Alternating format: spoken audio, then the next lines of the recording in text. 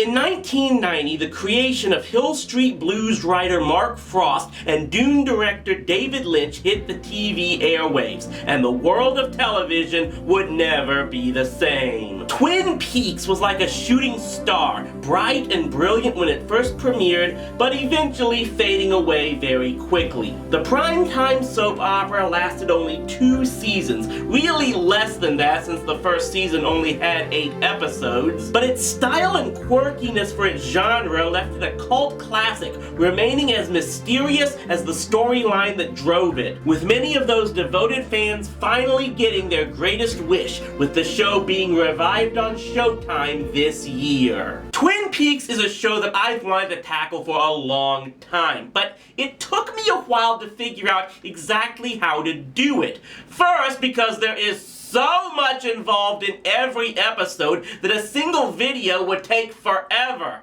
but also because this definitely isn't a bad show. It made TV Guide's list of 50 greatest shows ever, and its impact on television production resonates to this day.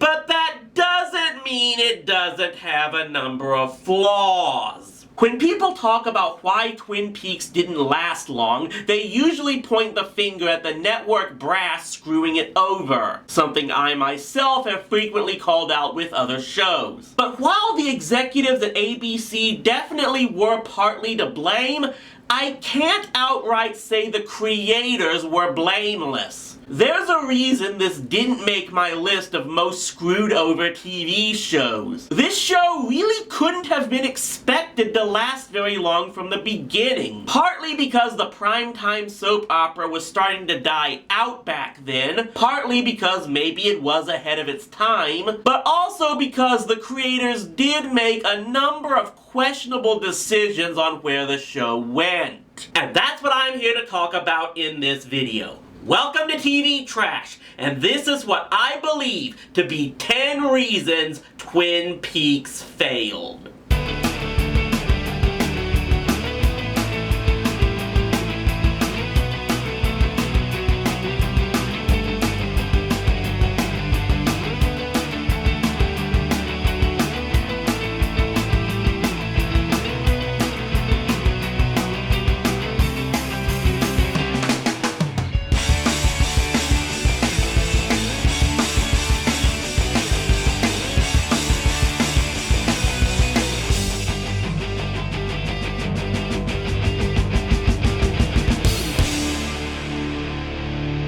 First off, this is not a top 10 list, similar to some lists that certain other reviewers have done before, though I have put these items in a certain order for various reasons. Also, you may be aware that I already covered this series episode by episode in multiple videos shared with my Patreon supporters. But for all those who didn't see those, we'll start this off with a brief summary of the series. Consider this the spoiler warning. This is the point of no return. In the small northwestern border town of Twin Peaks, homecoming queen Laura Palmer is murdered. FBI Special Agent Dale Cooper arrives in town intent on solving the mystery because he believes it to be connected to another murder that happened a year earlier. His investigation with Twin Peaks Sheriff Harry Truman reveals that Laura was leading a double life, getting involved in drugs and prostitution, mostly connected to an abusive criminal trucker named Leo Johnson and his Canadian partner Jacques Renault, who is running a drug trade over the border into the town. Cooper deduces that Laura was with Leo and Jacques on the night she was killed, but that neither one killed her. Someone else was there that same night. Then one of their biggest witnesses, a one-armed man named Philip Gerard, reveals to be the host of some demonic spirit simply named Mike, who says the murders are tied to another such spirit named Bob. Eventually, they believe the killer to be business mogul Benjamin Horne, whose dealings include a Canadian brothel that Laura once worked at. But as they arrest him, the real killer is revealed to be Benjamin's lawyer and Laura's father, Leland Palmer, who is possessed by the aforementioned Bob. Now, for those not aware, the killer was revealed in the 7th episode of the show's 2nd season, with the storyline being fully resolved 2 episodes later. This was a network mandate, as ABC ordered Lynch to resolve the storyline quickly to try and boost the show's sagging ratings. I'll get into more detail about what Lynch originally intended to do with the murder mystery, but for now, suffice it to say, the plan didn't work. Ratings continued to be tepid, as the remaining episodes focused on Cooper dealing with an insane rogue former partner of his and finding a place of great power called the Black Lodge that Bob is supposedly from, and despite a major cliffhanger that I'll get to, the show was dropped after that 2nd season. So what were the major issues with this show, its storyline, and the direction it ultimately went? Let's begin. Number 1, the convoluted plot to destroy the mill. Outside of the murder mystery, the next biggest storyline involved plans by multiple persons to shut down the sawmill that was basically the town's biggest source of employment and economy. The mill was owned by Josie Packard, an Asian transplant and widow of the mill's founder, Andrew Packard, while actually being run by Andrew's sister, Catherine Martell. Benjamin Horne wants to buy the mill cheap, so he can use the land for a big country club real estate project called Ghostwood. We soon see that Catherine has been working with Benjamin to run the mill into the ground. She's been cooking the books for some time, and their ultimate plan is to start a fire that will gut the mill and force it to be shut down, pinning the blame on Josie. Only later we see that Benjamin is also working with Josie behind Catherine's back for the exact same objective, planning to burn down the mill with Catherine inside to apparently set her up for the crime and collect an insurance policy on her.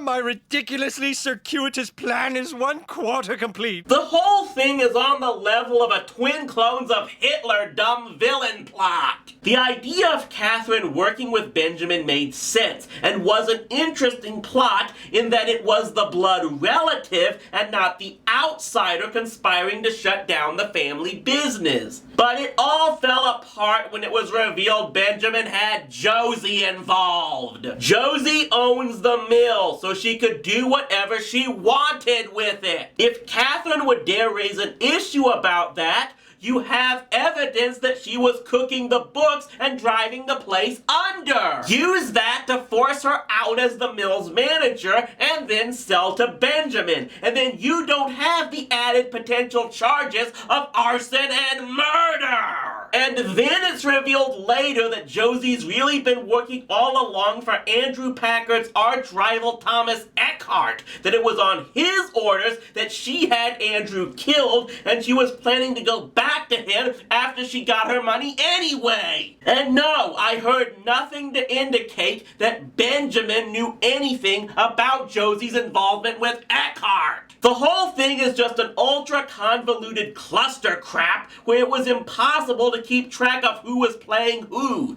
And of course, everything fell apart. Catherine survived the fire and posed as a Japanese businessman named Taji Mora to trick Benjamin into signing over the mill and the Ghostwood project to her. Andrew Packard was revealed to be still alive as well, and Josie ends up killing Eckhart before dying herself, and the show ended with Catherine and Andrew making plans to go ahead with the Ghostwood project anyway, even though the investors in the project agreed to do business with Benjamin, with Lynch and Frost likely planning to throw in 3 other people conspiring behind the scenes if they'd gotten a 3rd season. Congrats, people! You make the revelation that Vince McMahon was the higher power look like genius writing by comparison. Number 2, the nonsensical character changes. As the second season began, a number of characters underwent bizarre changes in their personalities that just didn't seem to make any sense. First, there's Donna Hayward, who was Laura's best friend.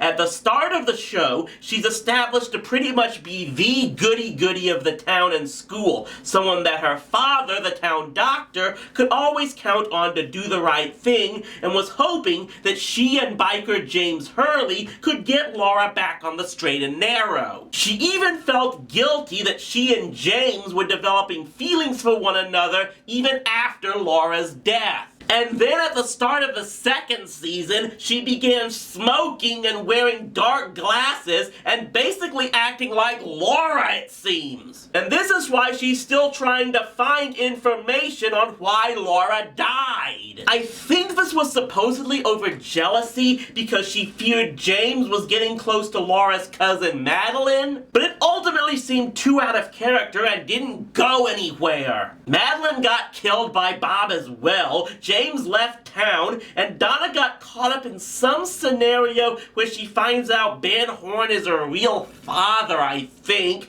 I wasn't really interested by that point. But that brings me to Benjamin. After he's cleared of the murder charges, but has still lost the Ghostwood deal to Catherine, he kinda goes cuckoo for Cocoa Puffs. He starts thinking that he's Robert E. Lee and begins simulating Civil War battles with miniatures in his office. Well, who am I to judge how some handle their midlife crisis? But after he regains full control of his senses, he goes on this bit where he wants to finally be a good person, and he makes it his mission to stop the Ghostwood Project on environmental grounds. Yeah, how many of us are believing that crap? But perhaps the most ridiculous was that of Nadine Hurley, wife of James's uncle Ed Hurley. Nadine was at first a crotchety old battle axe where it was clear that Ed was not in a happy marriage. He was still in love with diner owner Norma Jennings,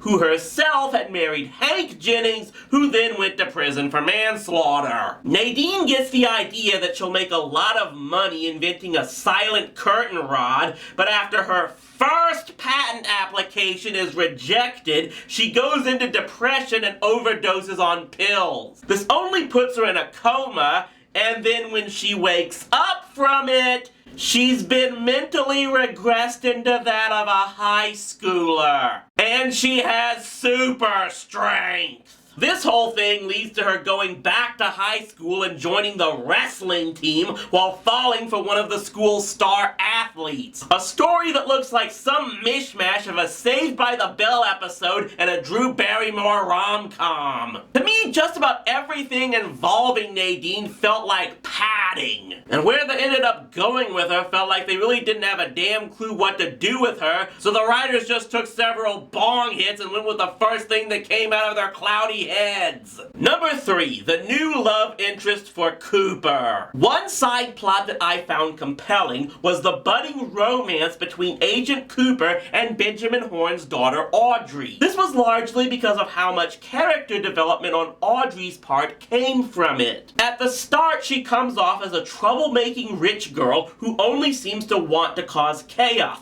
especially with her father's business. But when she develops an infatuation for Cooper, this drives her to start investigating the murder on her own, constantly looking for information she can send back to Cooper, even at the risk of her own life. She goes so far as to infiltrate the aforementioned One-Eyed Jack's brothel and nearly gets herself killed before Cooper becomes her full-on knight in shining armor to rescue her. And then after the mystery is solved, he soon falls for Norma's sister Annie, played by Heather Graham, who just happened to return to town. 2 things regarding this new plot element just frustrated the hell out of me. First, it doesn't make sense in the context of the show. Cooper couldn't hide the fact that he was attracted to Audrey, but he said he wouldn't get involved with her or anyone else because of what happened the last time he fell for someone. It was his former partner's wife, and it led to her getting killed. More on that later. But then once Annie shows up, he suddenly throws all of that out the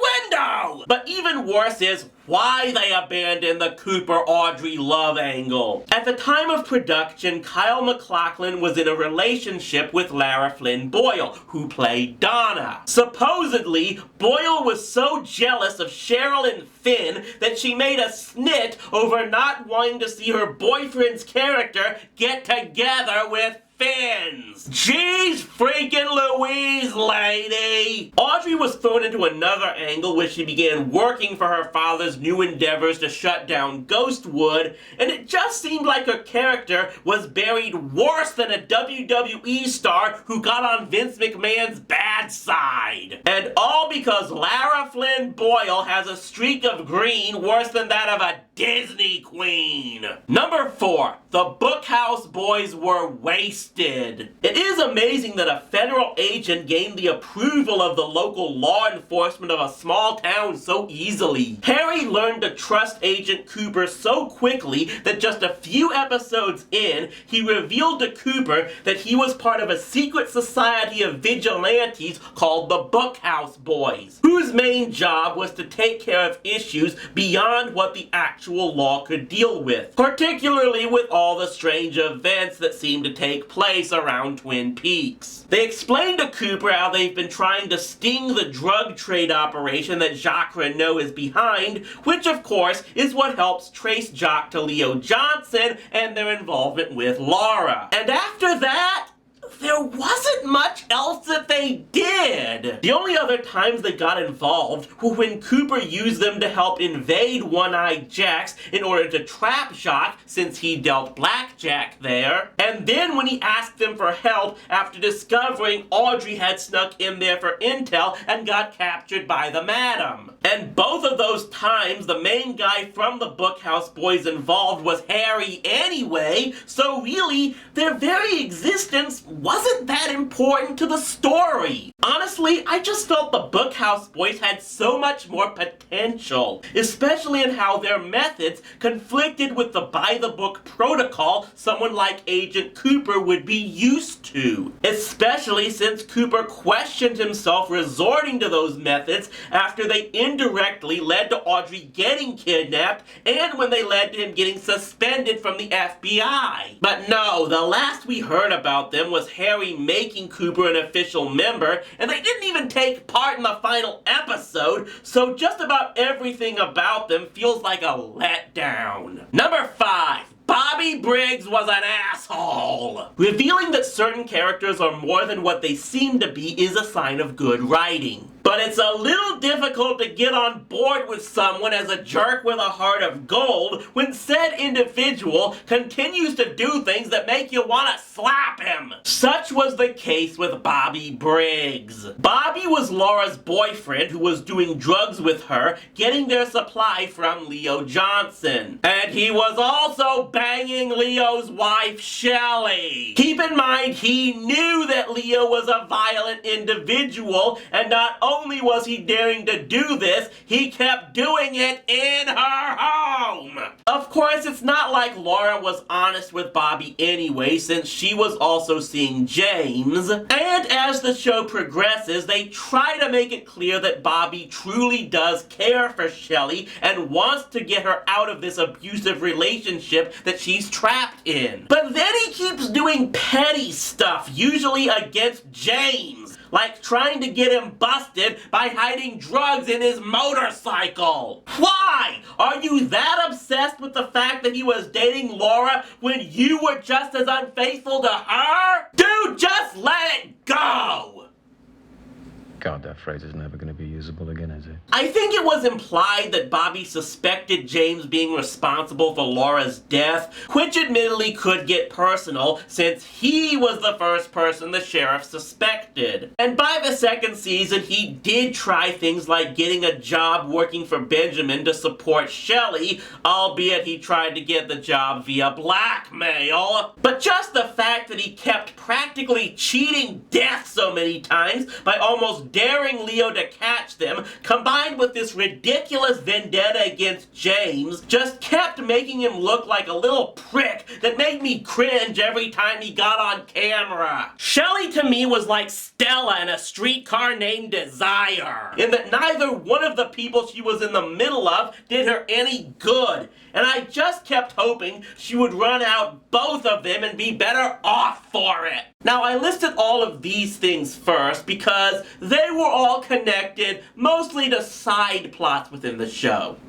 Now let's get into the problems with the main story. Number 6, Ronette Pulaski was almost pointless. Laura was not the only victim that night. Another girl named Ronette Pulaski was involved in everything Laura herself was in. They were both recruited to One-Eyed Jack's through the perfume counter at Horne's department store, and they were both doing drugs and getting involved in the swinging scene through Leo and Jacques. She was with the two men along with Laura that night, and they were both eventually attacked by Bob in the abandoned train car. However, Ronette escaped and made it back to town alive but in a catatonic state, which she remained in hospitalized for the whole first season. In the second season, she awoke from her coma, and naturally, Cooper is eager to hear anything she has to say once she is fully able to again. However, he's impatient and goes to talk to her anyway, even though she's still not able to talk. She goes into fits when Cooper shows her sketches of Bob, and after that,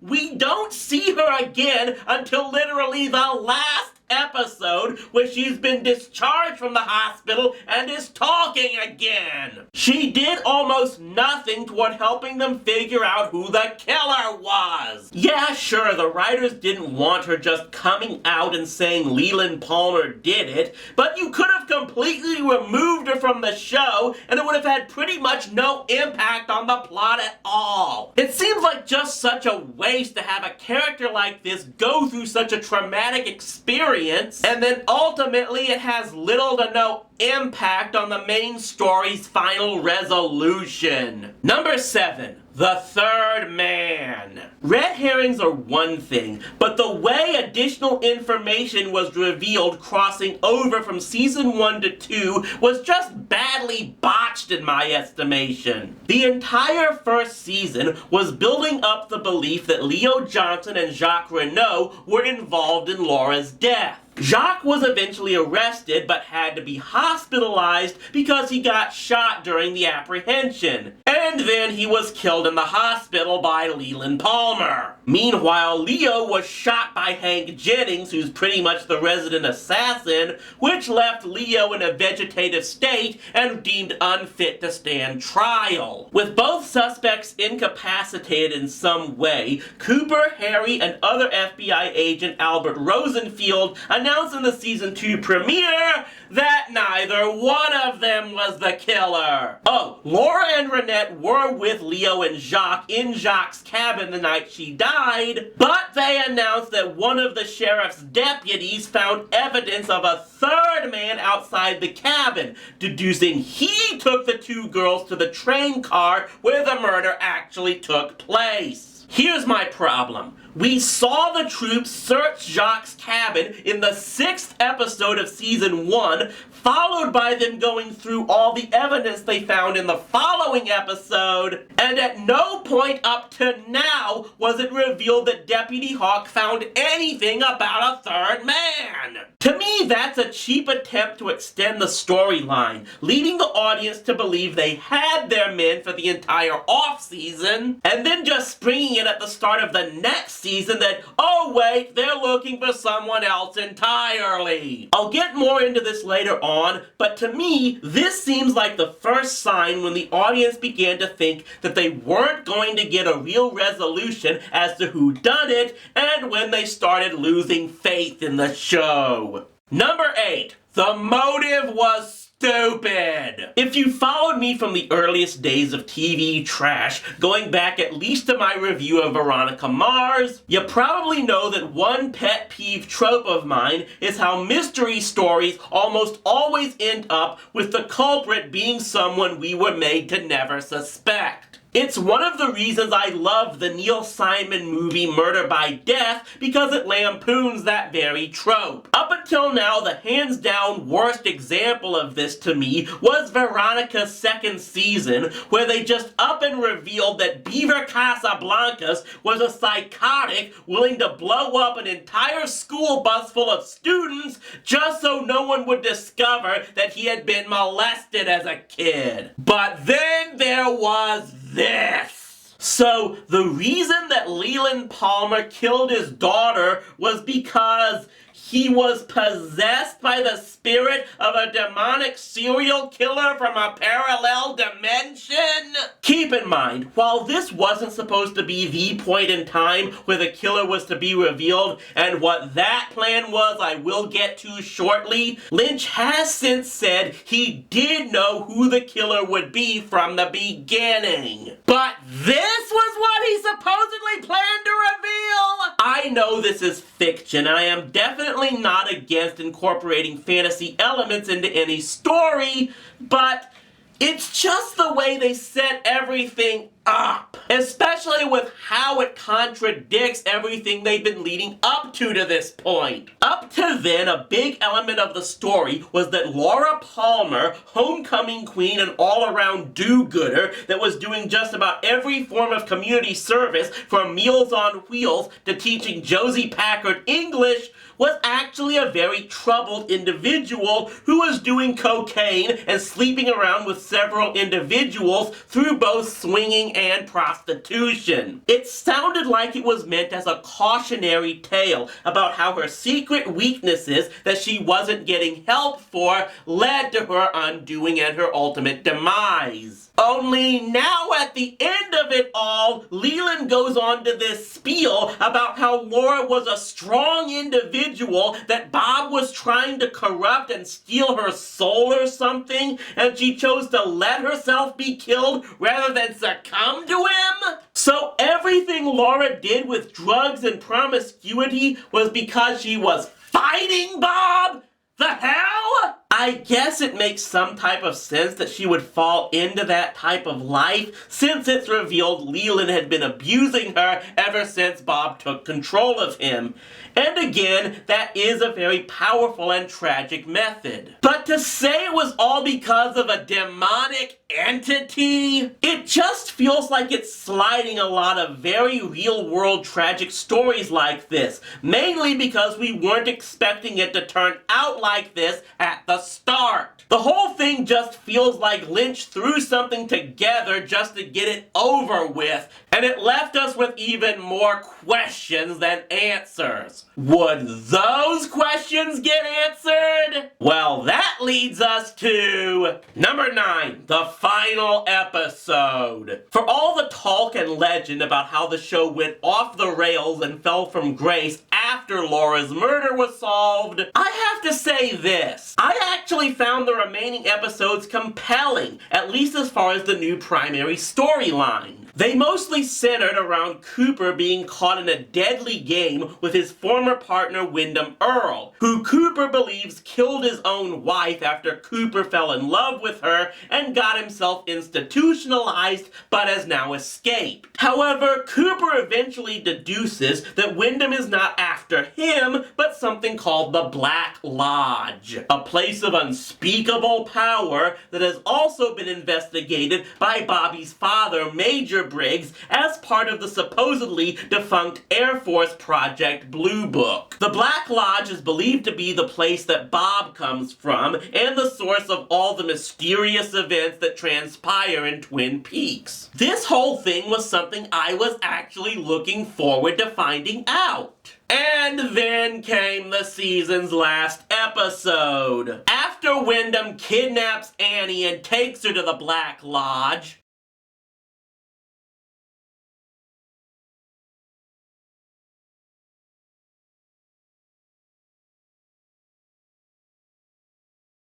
Cooper finds the gateway and is transported there himself. And of course, the Black Lodge turns out to be the place he saw in a dream much earlier in the series, where he got clues toward Laura's killer. Where he also now finds the mysterious giant and the weird old hotel servant that were giving him clues in the second season. So, what is the overall purpose of this place? And why were these individuals helping Cooper all this time? We never freaking find out!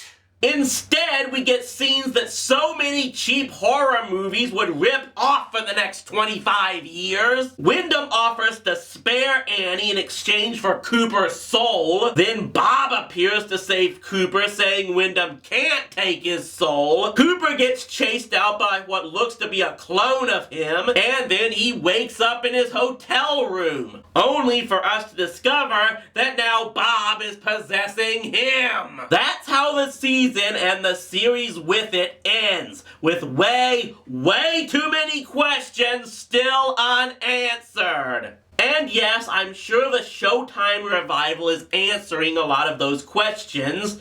Newsflash, I don't have Showtime, so I haven't watched the new series yet. But this feels like Lynch intentionally didn't answer any questions that still remained in order to try and forcefully get another season. An attempt that didn't work. And that's what brings me to the final thing that I found to be wrong with Twin Peaks. Number 10. David Lynch's poor direction. Ultimately, what made Twin Peaks, in my view, doomed from the start to not last long was this. David Lynch didn't know what he wanted the show to be. Or worse, he did know and completely misjudged how a viewing audience would take his approach. The show's first season seemed to establish it as a straight-up noir-style murder mystery, with only the vaguest hints that sometimes strange things happened in town. Nonetheless, it was shown as a story about uncovering a tragic crime and finding out through the investigation how many personal sordid secrets